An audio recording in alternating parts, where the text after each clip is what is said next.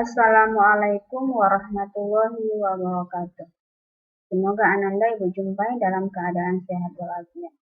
Pada pertemuan kali ini secara daring, Ibu akan melanjutkan materi kita di KD 3.2 menganalisis Quran Surah Al-Isra ayat 32 dan Quran Surah An-Nur ayat 2. Materinya adalah menjaga martabat manusia dengan menjauhi pergaulan bebas dan larangan mendekati zina.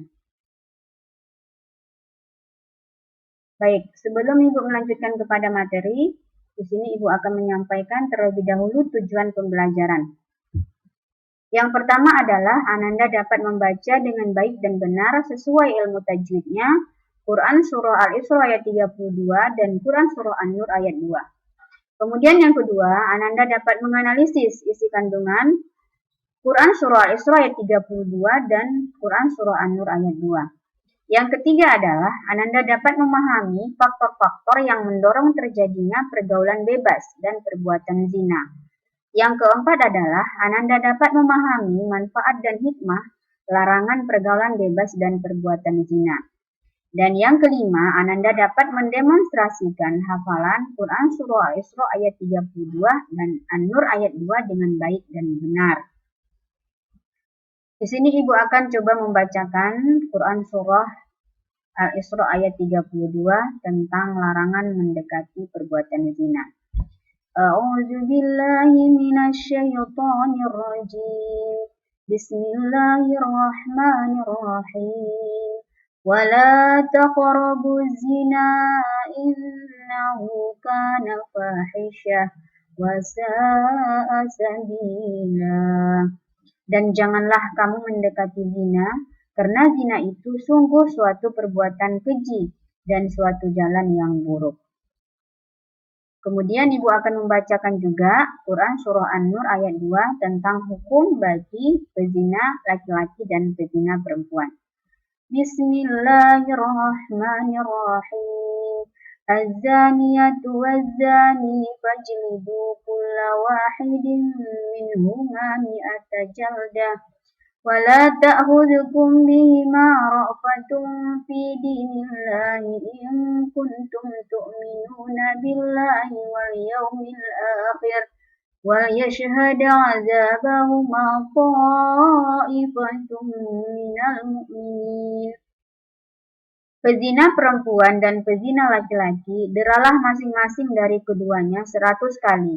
Dan janganlah ada rasa belas kasihan kepada keduanya, mencegah kamu untuk menjalankan agama Allah. Jika kamu beriman kepada Allah dan hari akhir, dan hendaklah hukuman mereka itu disaksikan oleh sebagian daripada orang-orang yang beriman. Nah, zina ini dibagi menjadi 2 bagian.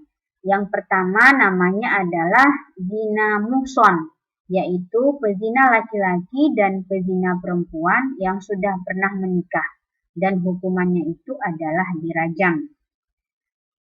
Kemudian yang kedua namanya adalah zina ghairu muhson, yaitu pezina laki-laki dan pezina perempuan yang belum pernah menikah.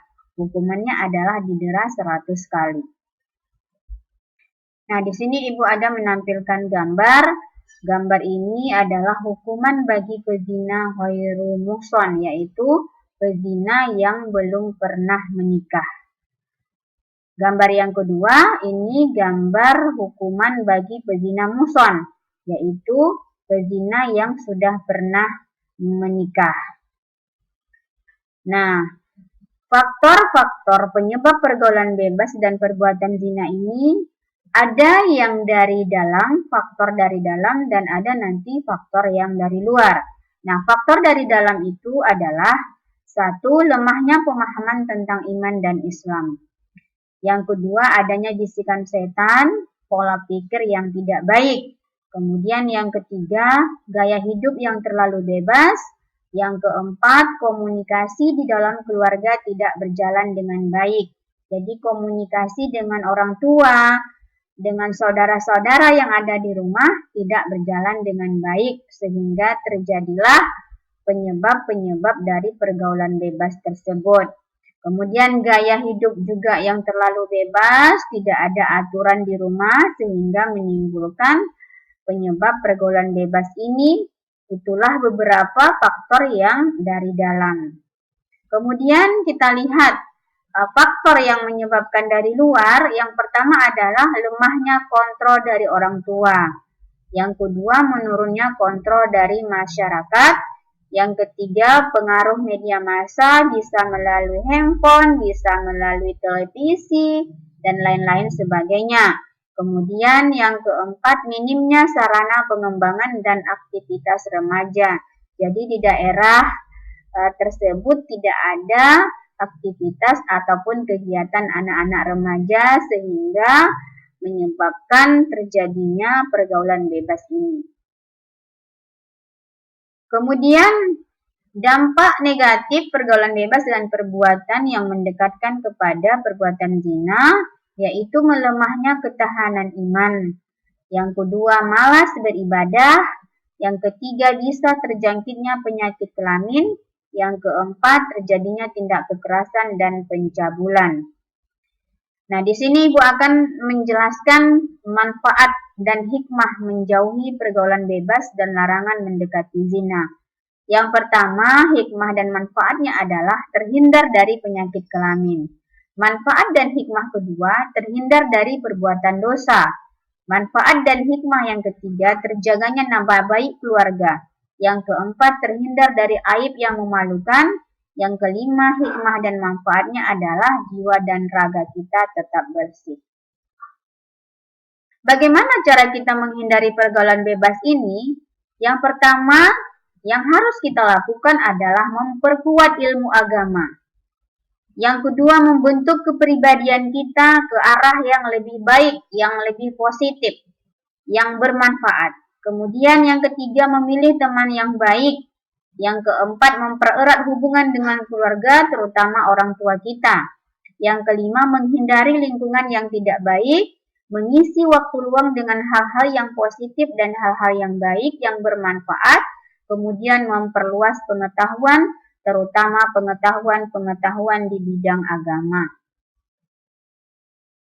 Nah, di sini Ibu ada menampilkan beberapa contoh daripada kegiatan-kegiatan anak-anak remaja yang sangat bermanfaat. Misalnya, sama-sama tadarus membaca Al-Quran antara anak-anak yang perempuan, yang akhwat, dan anak-anak yang ikhwan. Ini salah satu aktivitas remaja untuk menjauhi dari hal-hal yang tidak diinginkan seperti pergaulan bebas tadi.